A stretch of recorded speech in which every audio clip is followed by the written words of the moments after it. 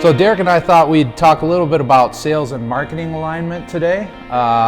It's something that comes up a lot with our clients or prospective clients. And so why don't you kind of go through your logic around why sales and marketing alignment is so important? Sure, it's a topic that's being talked about more and more, I would say, each year in the industry, and I think that it's really the realization that a lead only has value to the business if it actually becomes business. So uncovering the reasons why a lead might not actually become business is very important to ultimately optimizing and having marketing be effective. Cool. So what are some of the reasons that you're seeing that people aren't getting the value from those leads? Sure. I'd say that generally the problem is going to lie in one area, either in the marketing side or the sales side. Yep. And identifying where that lives is really important to be able to solve the problem. So as far as the reasons, from a marketing perspective, obviously quality is a big thing. Like, Are these people who are submitting information, do they have buying intent? Like, are these people our sales team want to talk to? Right. So that's a really big thing, and it's a pretty difficult thing to understand as a marketer unless you have some data to support where you are buying quality and where you may be getting a bunch of leads, but they're not necessarily qualified and therefore have no business value. Yep. On the other side of the house, you have the sales team, and there's, I'd say, three things that really come top of mind for reasons why leads might not be of value to the business. One is process. So are we calling these leads fast enough? Sure. In a lot of industries that are competitive, their prospects are going to be reaching out to multiple people.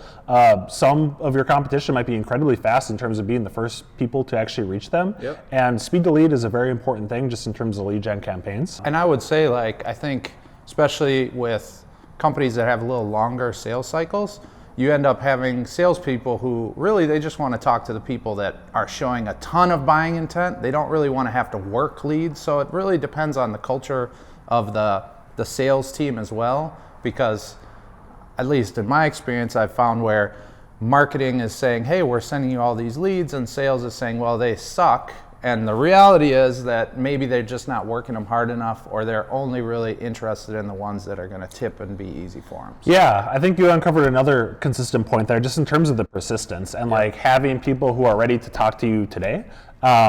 Two ways I think about this. Just people are typically giving you their cell phone numbers. They're going to be busy. They're going to be in meetings. You call them back once, you call them back twice. You might not necessarily get on the phone with them. Yep. So especially for longer sales cycles, persistence is a very big deal. Yep. Another thing there too is like getting people who are ready to talk to you. So in terms of things I've seen be successful for marketing, I really think of marketing as really kind of a standing digital sales force that can start conversations with people when they're ready to have them. So having ads that say, hey, if you're ready to talk to a salesperson and can actually generate that call and go to somebody who's there and ready to talk to them, can be a great way to multiply your sales force, just in terms of letting the digital ads really start those conversations when people are ready to have them, and then giving warm leads to your sales team. Sure. The last thing I want to hit on is script, and this kind of falls under process as well. But even within sales teams, different salespeople are going to have different rates at which they're able to close businesses, even if the leads are coming from more or less the same source. Right. So identifying that, measuring that, and understanding that is really important if you want to incrementally over time ramp up the value of the leads, which you really have to, because most digital marketing channels are seeing inflation. So if we aren't able to optimize the rate at which we're converting these leads to sales, things are going to get more expensive over time. Yeah, I feel like generally if you start treating your sales team as kind of data points, and you start looking at the outliers and find those one or two people, and you say, well, why are they outperforming everyone else? Yep. It might just be that they're calling back a little bit faster, or they're making those 3 to 4 phone calls, or they're willing to kind of nurture leads in different ways than other people are. So all the process and everything is hugely important.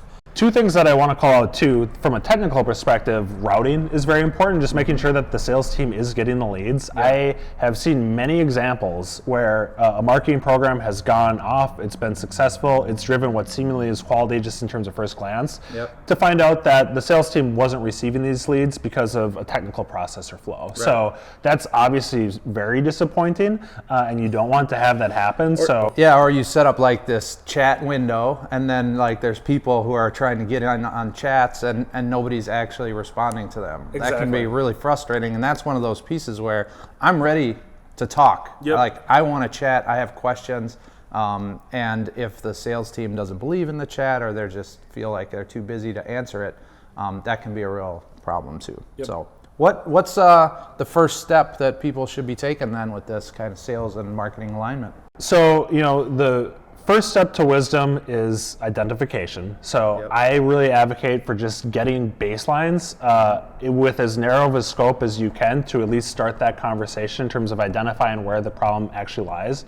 There's a range of options for how you can do this. Some are quicker to implement, aren't as scalable and sustainable, but they will kind of get you in a better spot, which is can be as simple as just like carrying lead sources through to your CRM and doing manual analysis on a monthly basis. The way that we typically recommend is looking at integrating tracking from your marketing campaigns all the way through into the CRM. In a process that we call closed loop analytics, in a way that allows us to consistently export offline activity into our marketing sources of truth to understand over time just where are we seeing that fall off. Are we driving quality from a marketing perspective? And then ideally, can we do the same thing and talk to sales and see, are we hitting the metrics that we need to hit to really drive value from these leads? Yeah, and I think the power then too is once you do understand where the real dollars need to go, you can start optimizing for that based on this CRM data. Like, we know who came to the site and became a customer, we know kind of their happy path, and we can start optimizing for that happy path and capture more of those people. Exactly, and you might really surprise yourself just in terms of where you should be buying leads. I've seen in my career examples where you can get hundreds of leads for very low cost and then ultimately nothing converts, and there was simply a barrier there that wasn't identified when that campaign started that could have prevented that.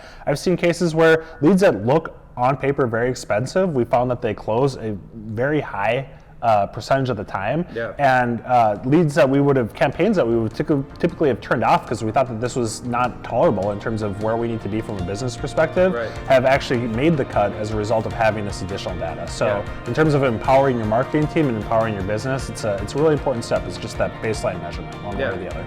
Well, this is awesome. We enjoy talking about sales and marketing alignment around here, and we love having conversations about how we can help you get there. So reach out if you're interested in sales and marketing alignment. Thanks, everybody.